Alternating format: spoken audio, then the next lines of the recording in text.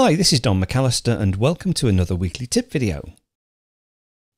I've previously covered taking screenshots with macOS Mojave in the full Mojave show, but now that I've been using it for a while, it's become one of my favourite features of macOS. So much so that I've pretty much given up on using third-party apps and rely solely on the built-in features. So let's start by taking a look at the basic configuration of taking screenshots, and to do that, if we go to System Preferences and then under the keyboard option, if we go to Shortcuts, there is an option here in the side panel for screenshots. So as before, you can still use keyboard shortcuts to take various things such as saving a picture of the screen, copying a picture of the screen to the clipboard, saving a selected area, or copying the selected area to the clipboard. Now, I don't know about you, but if I'm not taking screenshots all the time, I do tend to forget the individual keyboard shortcuts for each one. So the one I tend to use is this one here, Screenshot and Recording Options, which is Shift-Command-5. Now you can change this if you want, but I'm going to leave it with Shift-Command-5. And before I do that though, let's get a window on screen. Let's get a Finder window on screen. So if I do Shift-Command-5, you'll see down at the bottom, we have this new floating panel. You can move this panel, by the way. You'll see it's slightly off center here. If I just grab it, there we go. And then just, as I get to the center of the screen, you'll see the sort of shaded bit. It will just snap into place in the center of the screen. The panel itself is split into three separate sections. So you have three options here. So these are the screen capture. So we can capture the entire screen, capture a selected window, or draw an area on the screen to capture. Then there are two recording options. So I can record the entire screen. So I can make a movie of whatever I'm doing on screen, along with recording a selected portion of the screen. And finally, there's an options. If I just go into the options, within options, there is a section at the top to determine where to save the captures to, both movie captures and the individual image captures. I'm going to leave it to desktop at the moment. Now I have iCloud data and documents switched on. So the nice thing is if I save to my desktop or to my documents folder, those screenshots, those movies will then be synced using iCloud, and I can then pick them up using the File app either on my iPhone or my iPad. And of course on other Macs that are also signed into the same iCloud account. Now you can also save to Clipboard, Mail, Messages, Preview, or another specific location or folder. There is a timer. I'm going to switch that to none.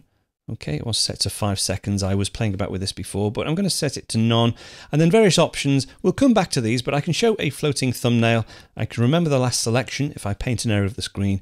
And I can also show the mouse pointer within my screen capture if I want to, but these are all deselected. We'll leave that for now. So let's do our first screen capture. So capture the entire screen. I click on that button. I can hit return, or I can click on the capture button, but I'll just hit return. And there is my screenshot on my desktop. Let's do another one. So Command-Shift-5. Let's go with capture a selected window. So now as I move the cursor, I just have the one window here, which is my documents folder. If I click on there, it will capture a screenshot of my open Finder window. And one more, again, Command-Shift-5. Let's do a portion of the screen. So if I just do, say, the center column, I can resize this at will by grabbing these handles at the side. But when I'm ready, again, I can either go down and click on capture in the control panel or just hit return, and that will capture it for me.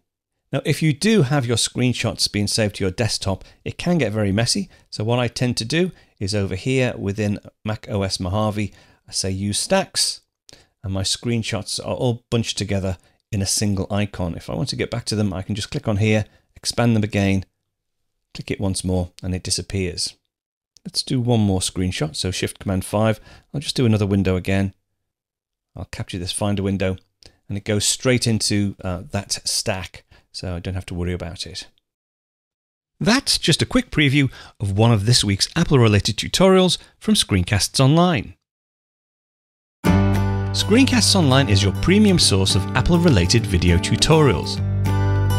All of our members get access to brand new, up-to-date tutorials each week, as well as unlimited access to our entire video archive full of Mac and iOS related tutorials.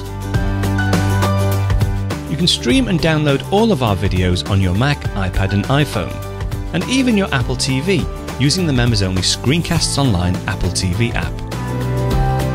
Membership also includes a complimentary subscription to the digital ScreenCastsOnline monthly magazine, published each month and packed with videos, articles, reviews, as well as hints and tips covering all aspects of the Mac, iPad, iPhone, and all of the other fantastic Apple products.